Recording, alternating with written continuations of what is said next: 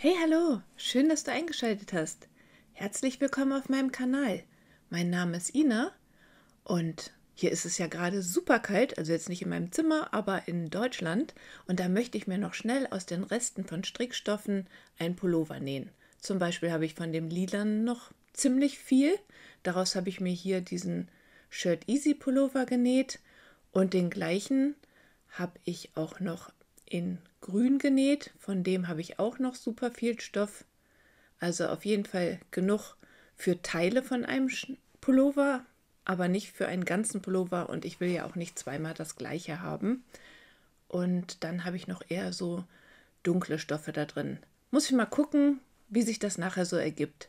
Jetzt suche ich mir erstmal eins meiner Lieblingsschnittmuster heraus. Da hat ja bestimmt jeder so das ein oder andere Schnittmuster für Oberteile. Und ich habe eins, das ist aus einer älteren Nähzeitschrift und das habe ich schon wirklich oft genäht. Für mich ist auf jeden Fall klar, ich möchte einen Ärmel grün und einen lila haben und nicht wieder vorne grün oder lila, das habe ich ja schon. Und dann habe ich diesen gestreiften schwarz-grau entdeckt, der könnte für das Vorderteil reichen.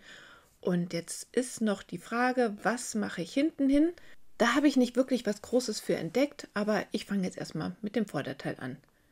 Das Schnittmuster habe ich mir mal auf Papier aufgezeichnet, weil ich das irgendwie praktischer finde zum Auflegen und ich es wirklich oft benutze. Mal eben die Markierung noch übertragen, sonst vergesse ich das und dann geht es einfach mit dem Ausschneiden weiter.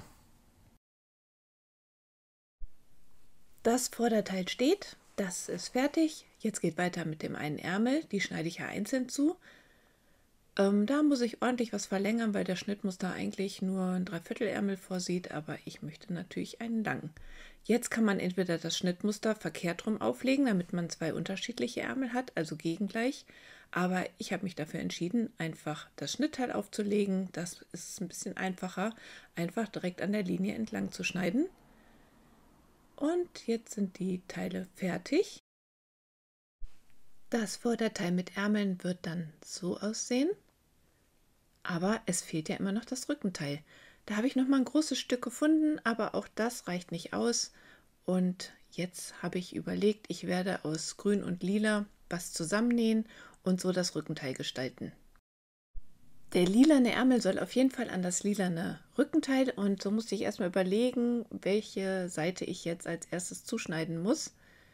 Und das ist jetzt die Seite für das lilane Teil.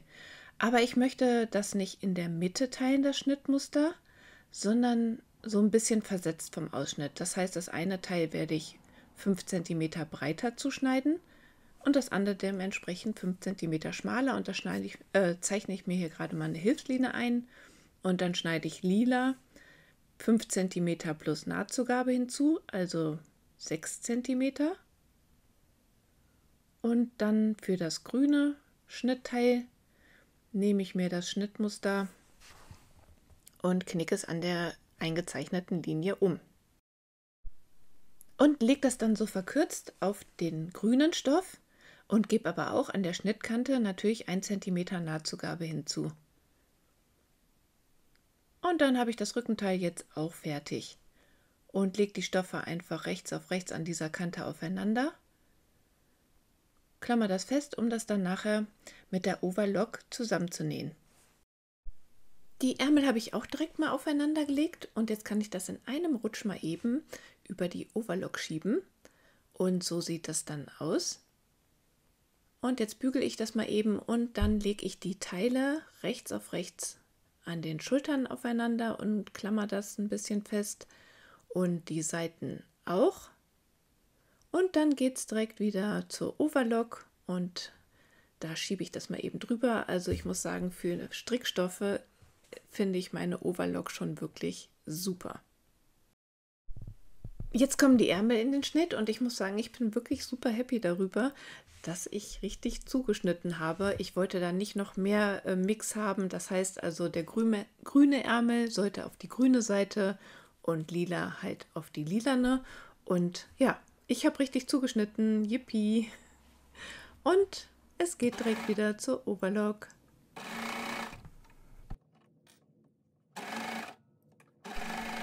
Und direkt im Anschluss habe ich eine Sache erledigt, die ich nicht so super gerne mache. Und zwar habe ich die Säume mit der Zwillingsnadel alle umgenäht. Also, aber bisher, so oft mache ich das nicht, ist mir noch nicht in den Sinn gekommen, mir dafür eine Coverlock zu kaufen. Das funktioniert ja auch so. Das ist schon mal erledigt. Jetzt fehlt nur noch am Ausschnitt das Bündchen. Erst hatte ich gedacht, ich nehme schwarz, aber ich finde, das muss irgendwie eine Verbindung zu den Ärmeln bekommen und deshalb habe ich jetzt gedacht, entweder grün oder lila.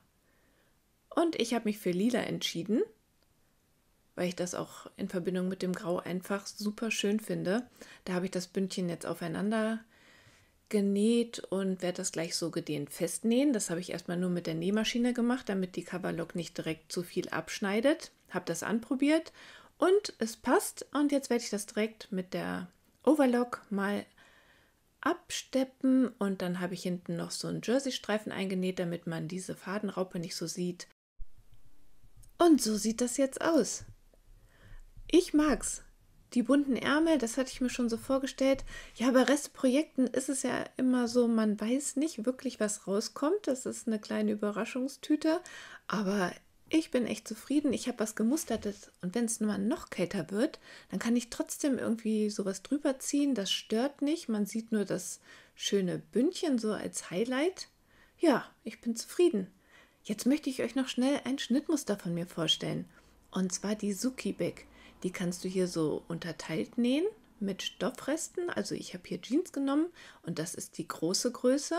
Du kannst sie aber auch einfarbig nähen. Da habe ich hier die Little Suki-Bag genäht aus Cord. Und dann hast du so einen kleinen Alltagsbegleiter, in den aber auch genug reinpasst. Ja, das Schnittmuster verlinke ich hier oben links. Wenn es dir gefällt, dann klick doch gern mal rein. Ansonsten sage ich schon mal vielen Dank fürs Zuschauen und bis dann.